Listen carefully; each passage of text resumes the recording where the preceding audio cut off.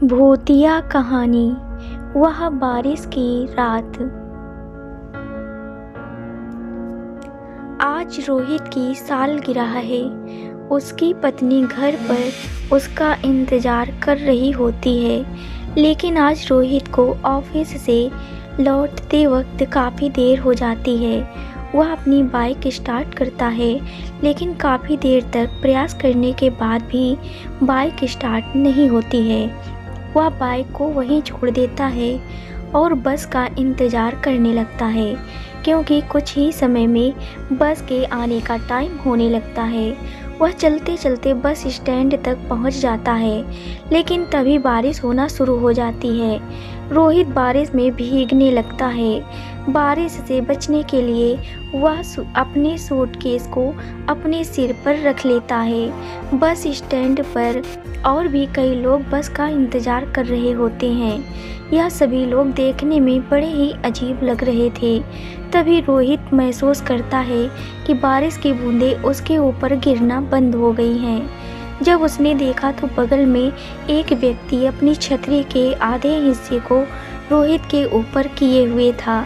यह देखकर रोहित हल्का सा मुस्कुराया। उस व्यक्ति की लंबाई रोहित के बराबर थी, हाथ में बहुत सारी अंगूठी और चेहरे पर चश्मा लगाए हुए था, जिससे उसका चेहरा रोहित ठीक से नहीं देख पा रहा था। उस आदमी ने कहा, यह बारिश का मौसम भी बड़ा अजीब है। कहीं तो बहुत ज़्यादा बारिश हो जाती है और कहीं सूखा, कहीं लोगों को जीवन देती है तो कहीं मौत। उस आदमी की इस बात का रोहित के पास कोई जवाब नहीं था। वह उस आदमी को देखकर हल्का सा मुस्कुराया और अपना सिर हिलाया। कुछ देर बाद रोहित का फ़ोन बजता है। वह फ़ोन जेब से निकालता है, तभी फ़ोन हाथ से छूटकर ज़मीन पर गिर जाता है। रोहित तुरंत फ़ोन उठाने के लिए झुकता है तो उसे कुछ ऐसा दिखाई देता है जिससे वह पूरी तरह डर जाता है। वह देखता है कि छतरी वाले आदमी के पैर नहीं हैं। वह जूतों पर बिना पैरों के खड़ा है। वह हिम्मत बांध कर खड़ा होता है और अनजान बनने का दिखावा करने लगता है।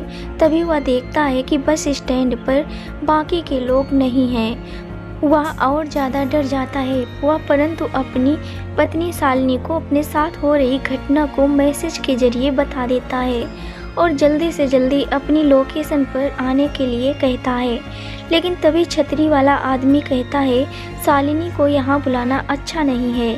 यह सुनकर रोहित बहुत ज़्यादा घबरा जाता है और वहाँ से भागने लगता है।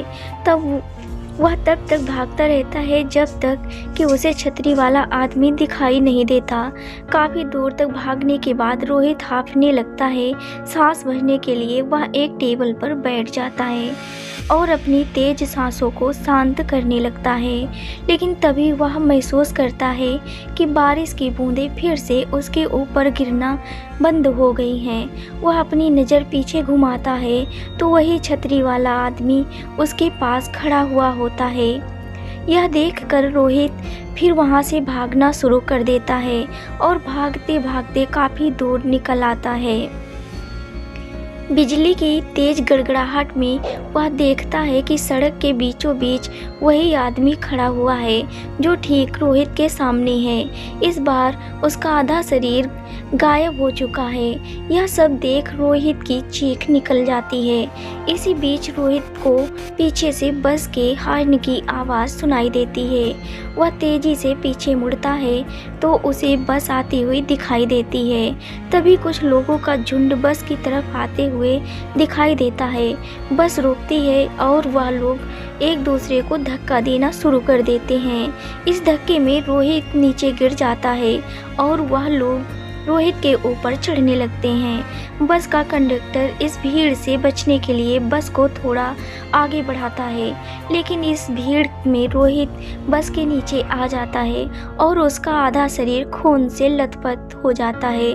तभी उसकी पत्नी शालिनी बस स्टैंड वाली लोकेशन पर पहुंचती है।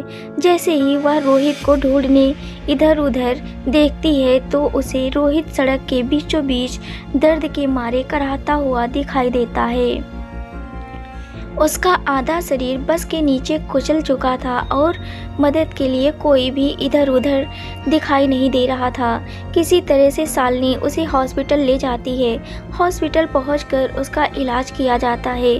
उसकी जान तो बच जाती है, लेकिन उस एक्सीडेंट की वजह से उसके पैर खराब हो जाते हैं। अब वह कभी भी अपने पैरों पर चल नहीं सकता है। उस हादसे के बाद रोहित अगर किसी को भी उसके बारे में बताता तो कोई भी उसकी बातों का यकीन नहीं करता।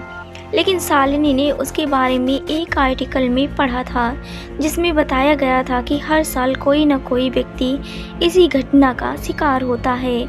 हर एक को वही छतरी वाला आदमी काला चश्मा पहने दिखाई देता है और बाद में वह आदमी उनकी जान ले लेता है।